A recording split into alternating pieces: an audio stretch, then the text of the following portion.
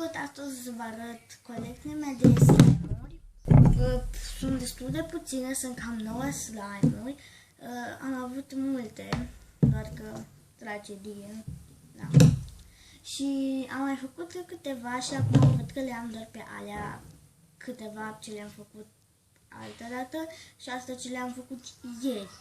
Și mi-am luat și un clay și habar n-am unde le-am pus pe toate și nu le găsesc. Da, ori le-am amestecat eu habar n-am ce-am făcut ele, deci să începem.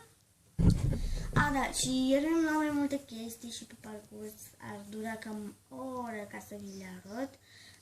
Și nici nu știu pe unde sunt și mi-am mai luat și o pereche de sandale și da. Doar că nu mă duc acum să o iau. O să arăt altă dată, pereche de sandale, dar pot să vă arăt ceva ce mi-am luat ieri. Mi-am luat așa 4 cutiuțe din astea cu 2 lei una. Am băgat deja slime-ul. Mi-am luat roșu, portocaliu, adică portocaliu e așa un fel de piersica, albastru și galben. Ăsta este capa și mi-am luat și glicerină boraxată și lipici și am făcut și slime-uri și să vi le arăt pe care le-am făcut ieri. Începem cu primul, care e ăsta. Ok, asta e o parte că mi se văd picioarele, dar asta nu contează și o să așa. Și se deschide așa de rotundă și e metalic și e făcut cu farduri de ochi. Eu ne bag în slime de toate, cum se numesc, sau nu pot chiar. Nu știu cum se vede, dar se vede mai gri așa, dar e metalic, pe care nu prea se vede, pentru că nu mai știți deja că l-am spart acolo la spate. Dacă pun așa lipește puțin și ar trebui să-i pun puțină glicerină, dacă nu, vreau să-i pun și ordăresc. Și m-am gândit să încerc să... Nu mai încerc, de fapt. Am gândit și nu mai asta. Aici am început deja colecția de slime. Aici l-am pe ăsta, care... Ăsta era super mega mare și transparent și am pus... nu farduri, din alea așa biluțe și cu burete de aia așa. Și am pus de nou. Și era mare, doar că nu știu de ce s-a micșorat, pentru că nu l-am dus la școală să fure pe acolo. Și le-am dat din cutii din astea, un clay cu niște slime, un clay care era culoarea roz deschis și de la slime care, trebuia să fac transparent, dar am amestecat pe aia. Și era un slime mov și a ieșit un fel de mov și au culoare cute culoarea. Pe care nu știu cum se vede, zici că e fluffy slime. Fluffy. Trebuie să apeși bine, altfel nu se închide. Și asta se vede roșu, zici că e portocaliu, exact cum portocaliu, zici că e de din roșu. E ca ăsta roșu. După ăsta care, ăsta nu e slime făcut. Da, nu e făcut, este cumpărat și sunt peste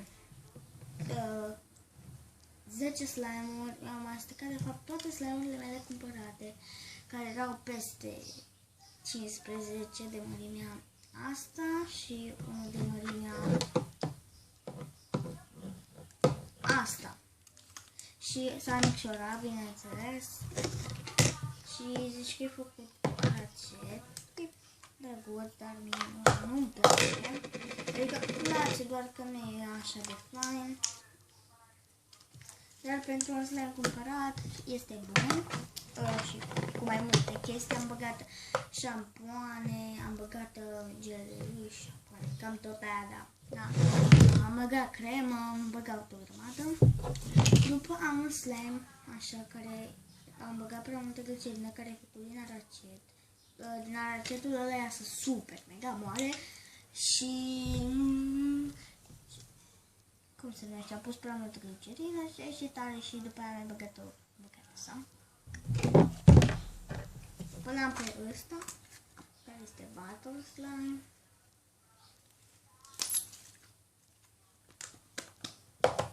După l-am l-am pe ăsta,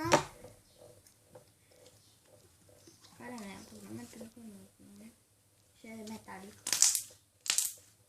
Și este nou. Apărut.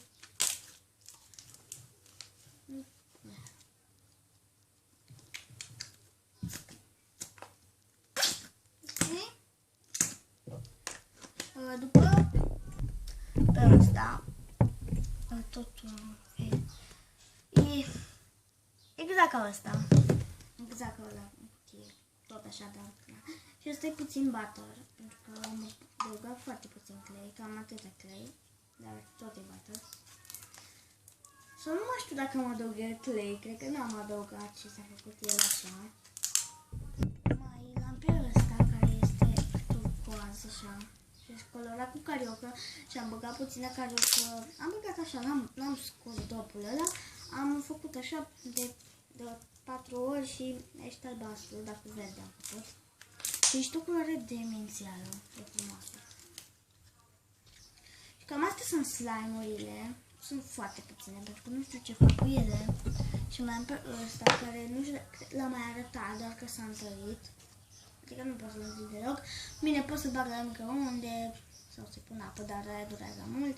Deci bag un minut la microunde cu puțină apă și se face la amestec, dar n-am chef. Bine.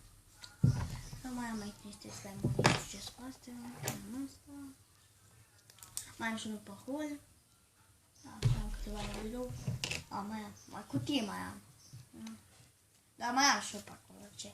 Deci da, cam acesta a fost videoclipul. Dacă v-a plăcut să dați un like, un share și să vă abonați.